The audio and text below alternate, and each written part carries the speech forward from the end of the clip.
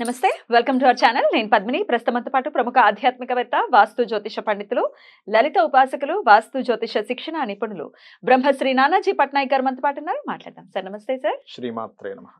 Sir ఇప్పుడు అడగబోయేటటువంటి ప్రశ్న ఇప్పుడు వచ్చేటటువంటి ప్రత్యేక తిథుల గురించో జ్యోతిషం గురించో వాస్తు గురించో కాదు సార్. కొంచెం మీ పర్సనల్ క్వశ్చన్ అడుగుదాం అనుకుంటున్నాను. అడగచ్చా? With your permission. సో మీరు దేవుడు ఉన్నాడు నమ్మాలి లేకపోతే ఇట్లా జ్యోతిష శాస్త్రానికి రిలేట్ చేస్తూ చాలా సందర్భాల్లో చెప్పిన దాఖలాలు ఉన్నాయి. జ్యోతిష పండితుడు అవ్వడం వల్ల మీరు అలా చెప్తున్నారా? పర్సనల్ గా కూడా మీకు ఏమైనా ఎక్స్పీరియన్సెస్ ఉన్నాయా? వందల వేలు అందాకెందుకు రాత్రి కూడా ఒక విషయం చెప్తా. అంటే నా ఉద్దేశం ఏంటంటే భగవంతుడు ఎవరైతే ఉన్నారో అతను ప్రీ ప్లాన్డ్ గా ప్రతిదీ ప్రీ ప్లాన్డ్ గా చేస్తున్నాడు అంటాను. ప్రీ ప్లాన్డ్ ఆల్రెడీ ఒక సినిమా తీసేసాం, ఆ సినిమాలో మనం ఉన్నాం అంతే, మనం చూసుకుంటున్నాం అంతే, మనం క్యారెక్టర్ గా ఉన్నాం. మనం ఏదో చేసేస్తున్నాం, ఏదో కష్టపడ్డాం అనుకుంటున్నాం కాదు. భగవంతుడు అనుగ్రహం వల్ల మనం ముందుకు వెళ్ళగలుగుతున్నాం. ఎలా అంటే నేను మీకు ఒక విషయం చెప్తాను చూడండి. రాత్రి నేను వైజాగ్ నుంచి ఇక్కడికి వచ్చాను, నైట్ ఈవినింగ్ బస్ ఎక్కి ఇక్కడికి వచ్చాను. నాకు సరిగ్గా 9:30 ఆ టైంలో నిద్రపోయాను. ఇంకా ఇప్పుడు 10:30కి నాకు తెలిసిన వాళ్ళు ఒకరు ఫోన్ చేశారు, కబుక్కుమని ఫోన్ చేస్తే, అయ్యో ఏంటంటే నిద్రపోయారంటే, అయ్యో అవునండి నిద్రపోయాను, బస్సులో ఉన్నాను అని అన్నాను. నాకు అసలు సెకండ్స్లో నిద్ర వచ్చేస్తున్నాం. నాకు అసలు ఎంత ఫాస్ట్గా నిద్ర వస్తుంది అంటే, ఈ క్షణం ఇక్కడ పడుకోండి అంటే ఇలా నిద్రపోతాను, స్పాట్లో నిద్ర వెళ్ళిపోతాను. నిద్ర రాదనేది రాదు నాకు, అంత ప్రశాంతంగా ఉంటుంది నాకు మైండ్ ఎప్పుడు కూడా. అయితే వాళ్ళు ఫోన్ చేశారు, అవునండి అన్నాను. ఒక 2 minutes మాట్లాడారు, పెట్టేసిన తర్వాత ఇంక తెలివి వచ్చేసింది కదా. బస్సు ఆగింది అక్కడే, సమ్ ఫుడ్ కోసం దేనికోసం ఆపాడు అక్కడ. అరే 10:30 అయింది, సరే ఆపాడు కదా, కిందకి వెళ్ళి ఒకసారి అట్లా వెళ్ళేసి వద్దాంలే అని కిందకి వెళ్ళాక నేను న్యాచురల్గా నైట్ టైం తినను, మార్నింగ్ మధ్యాహ్నమే తింటా. నైట్ టైం మరీ అంటే ఒక ఫ్రూట్ తీసుకుంటాను, అంత తీసుకోను. ఫ్రూట్స్ ఏమైనా ఉన్నాయేమో చూడడానికి వెళ్ళాం, ఏమీ లేవు. కానీ ఎక్కడో చిన్న ఆకలేస్తుంది. సరే ఒక పని చేద్దాము, ఒక టీ తీసుకొని బిస్కెట్ ప్యాకెట్ ఒకటి కొనుక్కున్నాను, మేరీ బిస్కెట్ ప్యాకెట్ ఇంత ఉంది. తీసుకొని 4 బిస్కెట్లు తిన్నాక చాలా అనిపించింది. చూస్తే ఒక కుక్క ఫుడ్ కోసం వెతుకుతుంది. అది ఎన్ని రోజుల నుంచో ఫుడ్ లేనట్టు ఉందో ఏదో మొత్తం మీద నాకు అర్థం కాలేదు. అది ఒక రకమైన దీనస్థితిలో ఉంది. దానికి వెళ్ళి బిస్కెట్స్ అన్నీ వేసేసాక నాకు అప్పుడు అనిపించింది, ఈ కుక్కకి బిస్కెట్ వేయడానికి దేవుడి యొక్క ప్రణాళిక వాళ్ళతో ఫోన్ చేయించాడు అనిపించింది. మిమ్మల్ని నిద్ర లేపుతాడు. ఆ కుక్క యొక్క ఆకలిని కూడా భగవంతుడు వింటాడు. లేకపోతే నేను వాళ్ళు ఎందుకు ఫోన్ చేయాలి, నేను ఎందుకు నిద్ర లేవాలి? సార్ నిద్ర లేచిన వెంటనే పడుకోవచ్చు కదా. నిద్ర లేచిన లేకుండా మళ్ళీ కిందకి వెళ్ళా, బస్సు ఆగుంది కదా, అక్కడికి వెళ్ళి చూసా. నేను బిస్కెట్స్ ఎందుకు కొనుక్కోవాలి, అక్కడ ఏ పండు ఉంటే తినేవచ్చు కదా. పండు ఉంటే నేను వేసేవాడిని కాదేమో కుక్కకి. ఒక 5 ఎన్నో తిన్నా నేను, ఇంకొక 15 దాకే ఉన్నాయి. అందులో ఒక 20-25 పెద్ద ప్యాకెట్ ఉంది, చిన్న ప్యాకెట్స్ లేవు. సరే ఆ పెద్దదే ఇవ్వన్నా వాడి దగ్గర మేరీది. అవన్నీ వేసాక నాకు అనిపించింది, అరే అయ్యో శుభ్రంగా తినదు, అసలు ఎంత ఆకలితో తిన్నదో అది, చాలా ఆకలితో తినేసింది. నాకు అప్పుడు అనిపించింది, అరే ఇంత ఆకలితో తింటుంది ఇది, దీనికి వేయడానికి కదా నన్ను నిద్రలేపేయడం. ఇంకో రూపంలో అంటే ఆ మనిషికి ఆ బుద్ధి పుట్టడం ఏంటి, నాకు కాల్ చేయాలనిపించడం ఏంటి, నాకు కాల్ చేసినాక సర్వసాధారణంగా నాకు కాల్ చేస్తే కూడా ఒకసారి లేవను, నేను అంత ముద్దు నిద్రపోతా.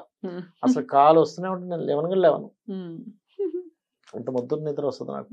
అట్లాంటి నిద్ర లేచా, ఏంటండి అంటే, అవునండి బస్సులో ఉన్నాను వెళ్తున్నాను చెప్పండి అన్న, ఏదో అడిగారు చెప్పేసా, తెలివి వచ్చేసింది. ఇంకా నాకు బస్సు ఆగింది ఏంటి అని చూస్తే ఇది పరిస్థితి. సో మన ఆకలిని తీర్చేది స్వామి, మన కష్టాన్ని తీర్చేది స్వామి.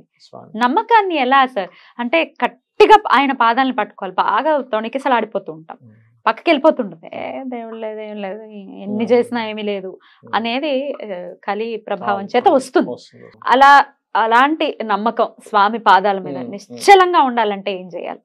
ఏమీ లేదు, మనకి లలితలోని విష్ణు సహస్రనామాల్లోని మొత్తం స్పష్టంగా చెప్పబడింది అసలు భగవంతుడు అంటే ఏంటంటే. మా పురాణాలు వేదాలు అంత దాకా వెళ్ళిపోక్కర్లేదు. జస్ట్ లలిత సహస్రనామాలు చదివినా, విష్ణు సహస్రనామాలు చదివినా మీకు అర్థమైపోతుంది భగవంతుడు అంటే ఏమిటి అని. చాలా క్లియర్ గా చెప్తారు అందులో, ప్రతిదీ భగవంతుడే. ఈ టేబుల్, లైట్, కెమెరా అన్ని ఎవ్రీథింగ్ లేనిదంటూ కాదు. ఎందుకంటే ఆ రూపాల్లోనే ఉండాలి. ఇప్పుడు మీకు బాగా ఆకలేస్తుందండి, ఆకలేస్తున్నప్పుడు భగవంతుడు ఇలా కనబడిగో నేను నీతో ఉన్నాను అని కనబడితే నాకు ఫస్ట్ ఆకలి దాహం వేస్తుంది. ఫస్ట్ నువ్వు నాకు ఆకలి దాహానికి కావాలంటావు. అంటే ఏంటి, భగవంతుడు ఆ రూపంలో మారాలి. అంతే కదా. ఆకలి తీర్చడానికి అన్నం రూపంలోని, దాహం తీర్చడం నీళ్ళ రూపంలో. అక్కడ భగవంతుడు బిస్కెట్ రూపంలో మారాలి నన్ను అడిగితే. అంటే బిస్కెట్ ని ఇవ్వాలి అక్కడ, ఆయన సృష్టిలో ఆయన తీసుకొచ్చి ఇవ్వాలి అక్కడ. అంతేగాని ఊరికి నేను నీకు కనబడతానంటే ఇలా ఉన్నాడు అనడానికి ఊరికే కనబడితే మనం ఏం చేసుకుంటాం ఆయన? అంటే ఉదాహరణ చెప్తున్నాను, కనబడితే అంతకంటే గొప్పది ఉండదు మనం చూడలేము అనుకోండి, చెప్తున్నా ఉదాహరణ చెప్తున్నా. మనకు కావాల్సిందంత ఆయన చేస్తున్నాడు, చేస్తాడు కూడా, చేస్తున్నాడు, ఇంక చేస్తాడు, ఇంక చేస్తాడు. మరి ఆలస్యం అవుతుంటే ఓపిక పట్టలేని తత్వం ఉంటుంది కదా. అది కదలకుండా ఉండాలి, నిశ్చలంగా ఉండాలి అంటే ఏం చేయాలి అనేది నా ప్రశ్న. నేను ఒకటే చెప్తానండి. ఒకటే ఏంటంటే ఆలస్యం అవుతుంది అంటే, ఒకటి మనకి ఇంకా అంత అర్హత రాలేదు, మన కర్మలో ఒక్కొక్కసారి మనం దానికి వెళ్ళడం వల్ల ఇబ్బంది వస్తుంది కూడా ఒక్కోసారి, అందుకని మనకి ఇవ్వడం ఒక్కోసారి. Point number 1. రెండవది ఏంటంటే ఆలస్యం ఎప్పుడవుతూ ఉంటుందంటే, మనల్ని భగవంతుడు డైరెక్ట్గా పరీక్షించడు, కానీ భగవంతుడు చేరేటువంటి మార్గంలో కొన్ని గణాలు ఉంటాయి, అవి మాత్రం ఖచ్చితంగా మనం టెస్ట్ చేస్తూ ఉంటాయి. ఇది ఎంతవరకు ఉంది మీకు ఎందుకు, మనకి చాలా పురాణాల్లో వాటిలోని అతను తపస్సు చేస్తుంటే ఇంద్రుడు వస్తాడు, ఒక మేనకను పంపిస్తాడు. భగవంతుడు ఎప్పుడు డైరెక్ట్గా వచ్చి టెస్టింగ్ ఏం చేయడు, డైరెక్ట్ ప్రత్యక్షం అవుతాడు భగవంతుడు మీరు గనక అంత స్థాయికి వెళ్తే. కానీ మధ్యలో వాళ్ళు మాత్రం ఇతను ఎంత ఉందో చూద్దాం, భంగం చేద్దాం అని ఎట్లా ఉంటుందో, అలాగే కొన్ని నెగటివ్ ఫోర్సెస్ మనకు తెలియకుండానే మనల్ని ఆపుతూ ఉంటాయి. అలా ఆపుతున్నప్పుడు కూడా మీరు ఆపుతున్న దాంట్లో కూడా పరమాత్మని కనుక మీరు చూడగలిగితే 100% మీరు చేరుకోగలుగుతారు. ఒక్క నామం పట్టుకోవాలి, ఇది పట్టుకోండి ఖచ్చితంగా మార్పు ఉంటుంది జీవితంలో అంటే మీ క్లయింట్స్కి అయితే మీరు ఏం చెప్తారు? నేను ఒకటే చెప్తాను, కలియుగం కలో చండీ వినాయక అంటారు, కలియుగ దైవం వెంకటేశ్వర స్వామి అంటారు. కాబట్టి నేను ఒకటే చెప్తాను, నేను ఏం చెప్తానంటే, మొన్న కూడా ఒక క్లయింట్ ఇప్పుడు వచ్చింది కాబట్టి చెప్తున్నా. ఒక అతను ఏం చేశాడు, ఫోన్ చేశాడు, ఇంతకుముందు ఎప్పుడు మాట్లాడలేదు, రీసెంట్గా ఫోన్ చేశాడు. చేసినప్పుడు నేను చాలా రెమెడీస్ చేసేసానండి, అన్ని చేసి ఆఖరికి మీ దగ్గరికి వచ్చాను, ఇది కూడా ట్రై చేద్దామంటే లాస్ట్ ట్రైల్ నేను ఏమన్నానంటే, మీరు ట్రై చేసి చూద్దామంటే మాత్రం మీరు ఇప్పుడే మీరు ఫోన్ పెట్టేసేవచ్చు అన్న. అదేంటండి అలా? కాదు ట్రైల్ అంటున్నారు, ఫస్ట్ అసలు మీరు ఫస్ట్ మైండ్ లోంచి తీసేసేయండి. అంటే ఇది కాకపోతే ఇంకో దగ్గరికి అంటే ఏమిటి, ఆగట్లేదు నువ్వు ఎక్కడ ఆగట్లే అంటే ఏమిటి, ఇక్కడ నీకు ఎట్లా ఉంది, ఒకసారి వెంకటేశ్వర స్వామి టెంపుల్కి వెళ్ళావు, ఒకసారి అమ్మవారి టెంపుల్కి వెళ్ళావు, ఇంకోసారి గణపతి అంటున్నావు, ఇంకోసారి సుబ్రహ్మణ్య స్వామి అంటున్నావు, ఎక్కడ దొరుకుతుందా అని వెతుకుతున్నావు. అది నువ్వు అందరిని నువ్వు ప్రేమిస్తాను గుళ్ళకి వెళ్ళి, దట్ ఈస్ డిఫరెంట్ కేస్. అంతేగాని ఇక్కడ శక్తి లేదు, ఏదో సుబ్రహ్మణ్య స్వామికి వెళ్ళాం కానీ లేదండి మనం అమ్మవారి టెంపుల్కి వెళ్ళి చూద్దామా అన్నది కాదు అక్కడ. ఇక్కడ ఏంటంటే నీకు కొన్ని జాతకంలో కొంత ఉంటుంది, ఎట్లాగా ఈ పర్టికులర్ భగవత్ అనుగ్రహం నీకు కొంచెం ఎక్కువ సపోర్ట్ చేసే ఛాన్స్ ఉందని. ఎందుకు వస్తుంది అది అంటే, నువ్వు పాస్ట్ లైఫ్ లో చేసిన ఉపాసన బ్యాలెన్స్ అది. అందుకే చూడండి, మనం కొన్ని వృత్తాంతాల్లో ఉంటుంది, ఒక్క మాలిలా తిప్పగానే దేవత ప్రత్యక్షమైంది, వాళ్ళందరూ ఆశ్చర్యపోయారు, ఏమిటి మేము ఇన్ని సంవత్సరాల నుంచి చేస్తుంది, నీకు ఇంత ఇలా వచ్చామమ్మా నువ్వు అని అడుగుతారు వాళ్ళందరూ. అమ్మవారు లేదురా, వాడు పోయిన జన్మలో ఆల్రెడీ చేశాడు, కొంచెం ఇంకా చేస్తే నేను రావాల్సింది, వాడి జన్మ అయిపోయింది అక్కడికి, అది మిగిలింది ఇక్కడ బ్యాలెన్స్ వచ్చింది అంటారు. అలా ఏంటంటే ఏమవుతుందంటే, మనం చేసేటువంటి పూజలు కానివ్వండి, వ్రతాలు కానివ్వండి, మనం చేసే ఎనీ రెమెడీస్ పాస్ట్ లైఫ్ లో ఆల్రెడీ చేసిన కొంత చేస్తే వస్తుంది కొంతమందికి రిజల్ట్, కొంతమందికి రాదు రిజల్ట్.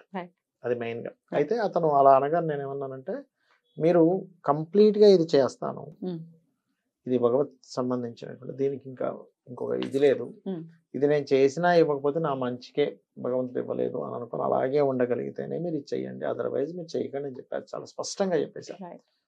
అప్పుడు అతను లేదు సార్ నేను చేస్తాను కానీ అదే చూస్తున్నాను అంటాడు. అలాగదు బాబు నువ్వు ఇలా చెయ్యి.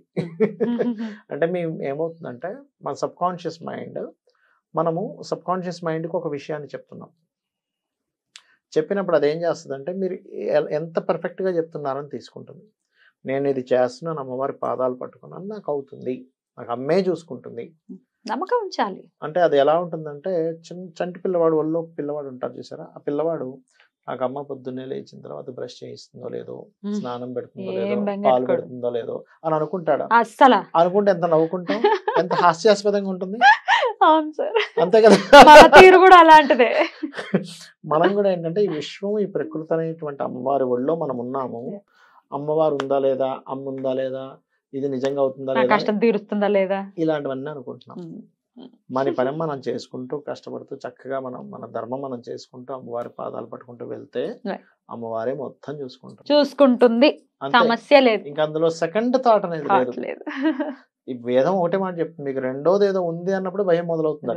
రైట్ బాబు రెండోది ఏం లేదు, ప్రశాంతంగా ఉండండి. ఒకటే. కొన్ని వీడియోస్ సార్ యూట్యూబ్ లో కదిలించేస్తూ ఉంటాయి.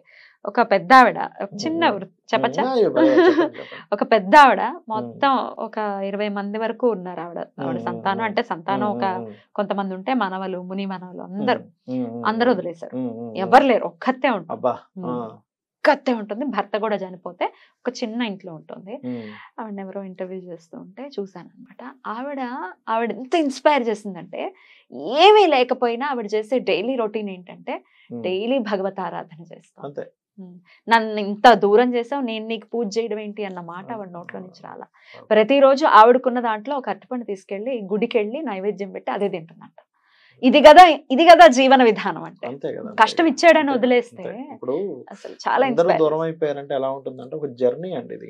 ఈ బస్ అనే జర్నీలో మనతో పాటు వేరే ప్యాసింజర్స్ కూడా ఎక్కారు. ఆ కాసేపు జర్నీ జరిగింది, ఎవరికి వాళ్ళు వెళ్ళిపోతారు అంతే. ఇది అంతే. ఈ జర్నీలో మనతో పాటు ఫ్యామిలీ మెంబర్స్ గా వస్తారు, ఒక జర్నీ జరుగుతుంది, ఎవరికి వాళ్ళు వెళ్ళిపోతారు, వేరే వేరే లైఫ్స్ లోకి వెళ్ళిపోతారు. మనం ఒంటరే, అదే అర్థం చేసుకోగలగాలి. మనం ఒంటరి వాళ్ళమే. మనం ఒంటరి కానీ మనలో అమ్మవారు మనతో పాటు ఉన్నారు భౌతికంగా